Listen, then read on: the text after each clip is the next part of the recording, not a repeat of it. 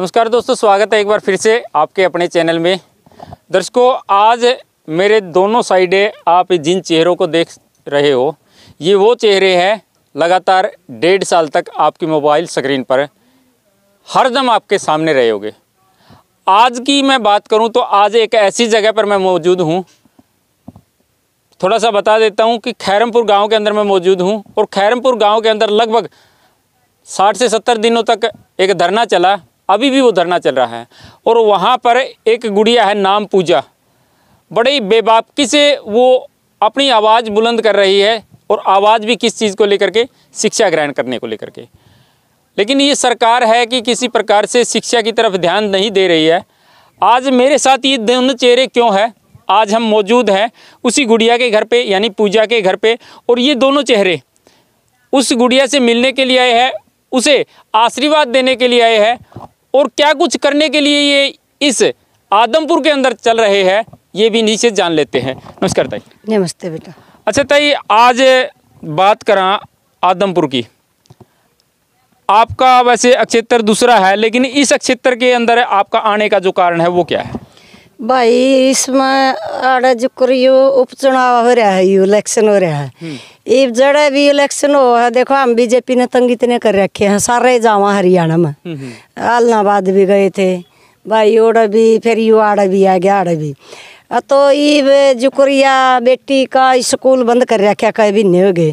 इसने एक शिक्षा खातिर अपनी आवाज़ उठाई है, भैया हम कित जावांगे पढ़ने, हमारे स्कूल बंद कर दिए।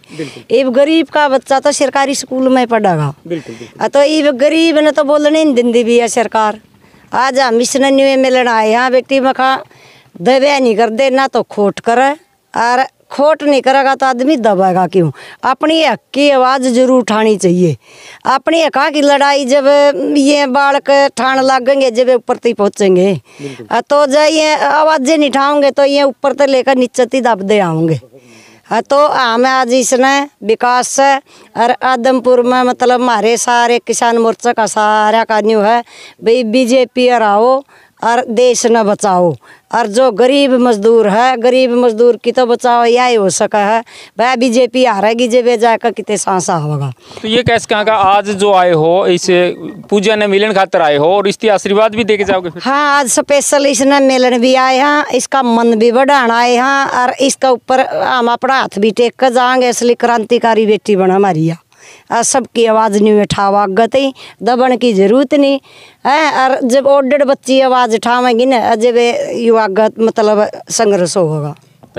बात करें सरकार की, सरकार लगातार नई नई नीतियाँ लेके आ रही है। कहीं मतलब बच्चे धरने पे बैठे हैं, कभी अभिभावक भी है वो भी धरने पे बैठे हैं, किसान भी लगातार 1.5 साल तक धरने पे बैठे रहे। हर वो वर्ग जो है दुखी हो रहा है, कारण क्या लगा? सरकार से तो कोई नहीं, या तो मतलब व्यापारी है जड़ा ही भी इन्ना व्यापार करना जगह पा जाए, इन्ना अपना लालच का मतलब है। देश न बनाए तो ये न्यू थे अगर भाई इनका कुछ नहीं है, ऊपर तो तड़ाते ही वह देश का भला करेंगे। इन जमाए देश बेच कर खा गए बोले का कर, खाली जो बेउलाद्या हो बेउलाद्या मट्टी ने भी खा जा है, यूँ तो सारा देश ने भी खा गए। इनका भला कड़ा करें थे, ये तो इन तो जमा देश 20-25 साल पाछा कर दिया बीजेपी ने 8 साल में।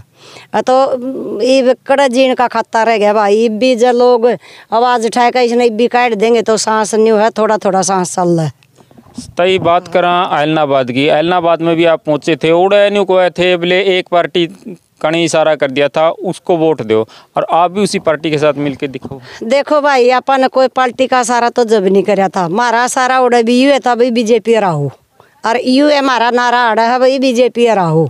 पार्टी पुल्टी का कोई मतलब नहीं, अपना तो विचारधारा गल है, जिसकी विचारधारा बढ़िया हो आप तो उसके साथी हैं, चाहे इसमें किसान नेता हो, चाहे भाई राजनेता हो, और चाहे भाई आम आदमी हो, चाहे जमा गरीब हो, अपन कोई किसी तो मतलब नहीं, अपनी तो विचारधारा बढ़िया हो एक आम जनता के लिए, उसके साथी हैं।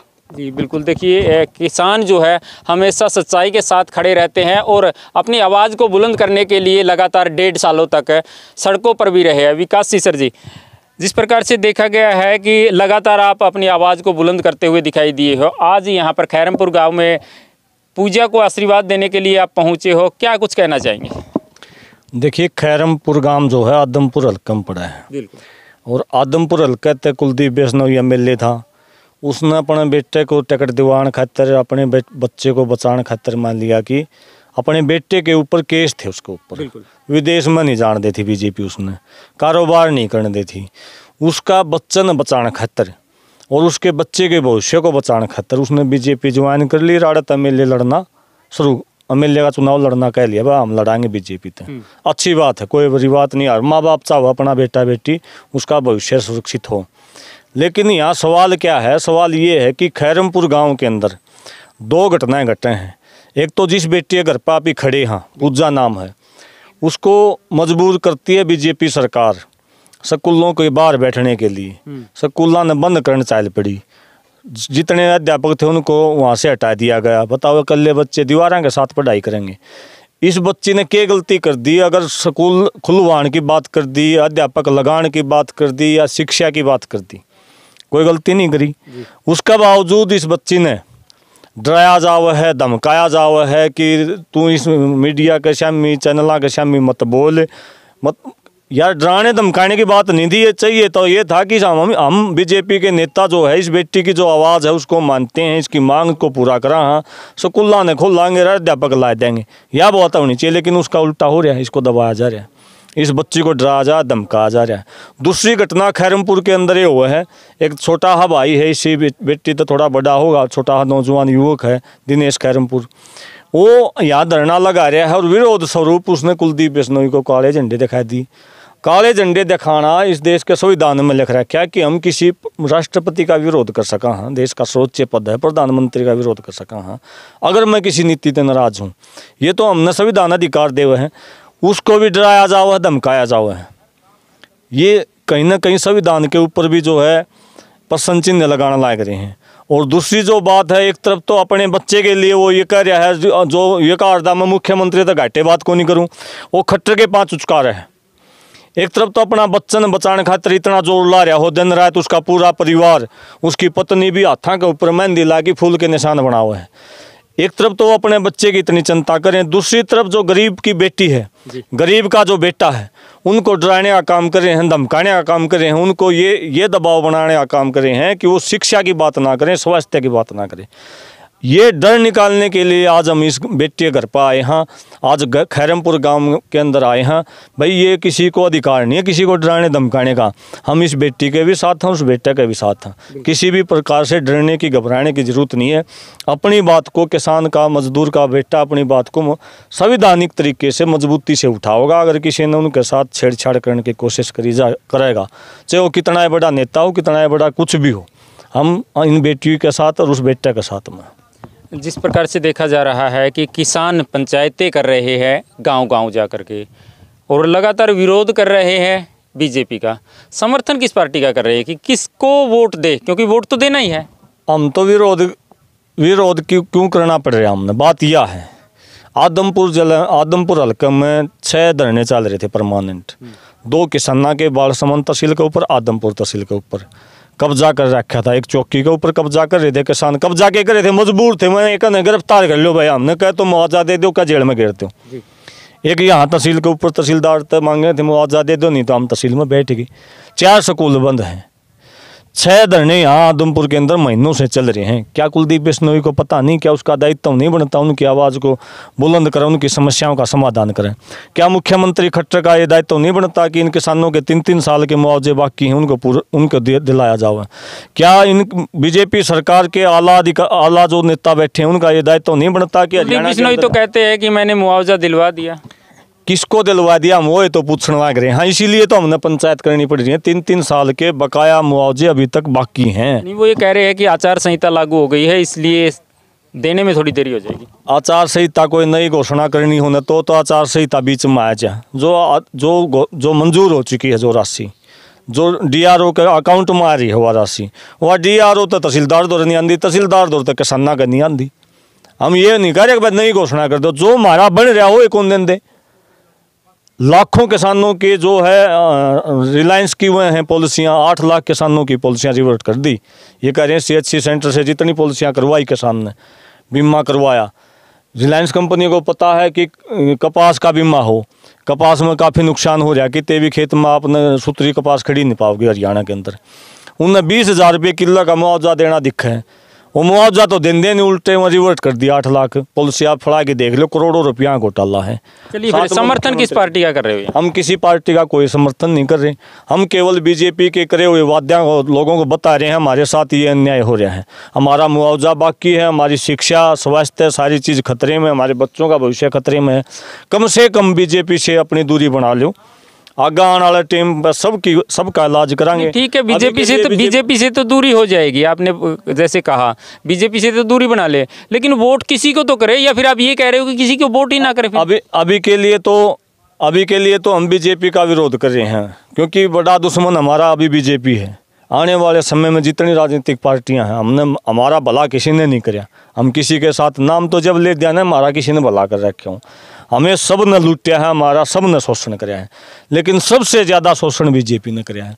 इसलिए पहला दुश्मन हमारा बीजेपी है। अभी के लिए हम बीजेपी का विरोध कर रहे हैं। अभी हम गांव के अंदर, घर घर के अंदर जाके हमारी इस प्रकार की बेटियां तैयार हो रही हैं जो विरोध करना शुरू कर रही हैं, बच्चे तैयार हो रहे हैं जो विरोध करना शुरू कर रहे हैं, अपने अधिकारों के लिए जागरूक हो रहे हैं। आने वाले 5 साल में 10 साल में हम इतना प्रयास कराएंगे, गाँव में जाके हर जनता, पूरी जनता को जगावाएंगे। हम नहीं ये विरोध वाले प्रोग्राम में करने की जरूरत को नहीं पड़ा कि भाई बीजेपी का करना है कि कांग्रेस का करना है। हम ये चाह रहे हैं कि ये बेटी आगे जाके न 15 साल के बाद 10 साल के बाद इस ऐसी जो गरीब घरों की बेटियां अपने मत का प्रयोग करे तो किस प्रकार से करे? मतदाता हाल की पोजीशन में देश में ये हाल है, जितनी राजनीतिक पार्टियां हैं भाई, काला नायक से एक पीला नायक से, जिसमें ज़्यादा जहर है उससे बचना पड़ा, जिसमें कम जहर है उसमें वोट डालना पड़ा। इसके अलावा अभी जो राजनीतिक पार्टियां हाल की, कोई राजनीतिक पार्टी दूध की दोहड़ी नहीं है, इसलिए कितने न कितने तो वोट गिरना पड़ेगा, बस वो कम कमी ने तोड़ना पड़ेगा। यानी कि ये कह सकते हैं जो पार्टी बीजेपी को फाइट दे रही है उसे, ये तो मतदाता का विवेक के ऊपर है। हम किसी को ये फोर्स नहीं करे कि किस पार्टी ने टक्कर दे रही है ना दे रही है या किसको डालना है। हम किसी पार्टी का गले थोड़े आ रहे हैं, हमने तो लोगों को जागरूक करना है, लोगों को ये समझाना है भी आपके बड़ा दुश्मन कौन सा है, छोटा दुश्मन कौन सा है, और कौन सा तो कितना नुकसान हो जाएगा। ये कितनी बड़ी बात है कि मान लिया हमारी बेटियां, हमारी बहनें रोडों के ऊपर, पहले तो हम बैठे थे, हमने नुगार दी, इन्हें तो खाली बैठे तो टेम इन्हें तो काम है, धंधा है। ये भी यार हमारी बेटी की गरीब घर की मजदूरां बेटी बाहर बैठी हैं, कितनी बड़ी बात है। हम बीजेपी का विरोध क्यों ना करें? हमारी माता बहनें पहले बैठी थी, ताई इस उम्र में घर का काम करने का टाइम है। चलिए, उस समय आप बात 2024 की करते थे, लेकिन अभी थोड़ी देर पहले आपने 5 साल तक की बात कर दी, तो उससे पहले तो फिर सरकार फिर से आ सकती है। उससे न रोकने खातर आदमपुर में आ रहे हैं। 24 में बीजेपी आएगी तो ये सारे झंझटे खत्म कर देगी, ना चुनाव होगा, ना ये सरपंच बने, ना कोई मेंबर बने, ना जिला पार्षद बने। ये भी देखा हुआ 7 साल में सरपंची के चुनाव की घोषणा करी है, आज भी चार जिले तो बाकी हैं। 7 साल में किसी एमएलए मंत्री इनके विधानसभा के करवा के दिखा दो ना। गांव के ऊपर सीधी चोट है, गरीब के ऊपर सीधी चोट है, गाय के ऊपर सीधी चोट है, गंगा के ऊपर सीधी चोट है। जिन बातों ने लेकिन वोट मांगे थे उड़े चोट मार दी। चलिए, अंतिम में आदमपुर की जनता से किसान के भले को लेकर के क्या कुछ अपील करेंगे? आदमपुर की जनता, किसान और मजदूर के भले। आदमपुर की जनता से एक बात और बताऊंगा, मजदूर वाली बात आपने आएगी। आज आदमपुर में अनाज मंडी में मजदूर भी एकत्रित हो रहे हैं। नरेगा स्कीम थी, अच्छी स्कीम थी, मजदूर के घर में 200-300 रुपया आया करते रोजाना के। जब तक बीजेपी आई है सारा बजट खाएगी, किसी गांव में नरेगा नहीं चलती पाओगी। वो नरेगा के सारे मजदूर अनाज मंडी के अंदर बैठे, हमने वहाँ भी जाना है। जी बिल्कुल। मजदूर और किसान और कर्मचारी, चाहे कोई वर्ग हो, चाहे व्यापारी वर्ग हो, वो तो कहते हैं बीजेपी ने व्यापारियों की पार्टी है, लेकिन वो व्यापारी हैं 5-4 अंबानी अडानी जैसे बड़े जो छोटे व्यापारी हैं ना, जो रिटेल के, वो अपना खाम खा व्यापारी मान की वोट देते हैं। उनने तो खावेगी, जैसे बड़े बड़े स्टोर खोल दिए, परचून वाले चीज़ें बिकनी बंद होगी, बड़े बड़े मॉल खोल दिए, कपड़े वाले कपड़े बिकने बंद हो गए, भूखे मरेंगे। तो मैं ये अपील करना चाहूँगा आदमपुर की जनता से, इस देश को अगर बचाना है, अपने बच्चों के भविष्य को बचाना है, शिक्षा को बचाना है, मजदूर की मजदूरी को बचाना, हर किसान की किसानी को बचाना है, दुकानदार की दुकानदारी को बचाना, हर कर्मचारी की नौकरी को बचाना है, तो ईब का कम से कम आदमपुर का वोट बीजेपी ने ना करी। धन्यवाद। दर्शकों, बीजेपी के खिलाफ मैदान में उतर चुकी है सभी किसान संगठन जितने भी है, वो गांव-गांव जा कर के किसान पंचायतें कर रहे हैं और लगातार अपील कर रहे हैं कि बीजेपी के खिलाफ में वोट डालें, बीजेपी को वोट ना दें। आप इन लोगों की बातों से कितना सहमत है, कमेंट के माध्यम से सभ्य शब्दों का इस्तेमाल करके ज़रूर बताइएगा। लगातार इसी प्रकार से जुड़े रहिएगा हमारे साथ। हम चुनावी अपडेट को लेकर के आपके बीच में आते रहेंगे अपने सहयोगी के साथ। मैं आपका साथी नरेश कुमार।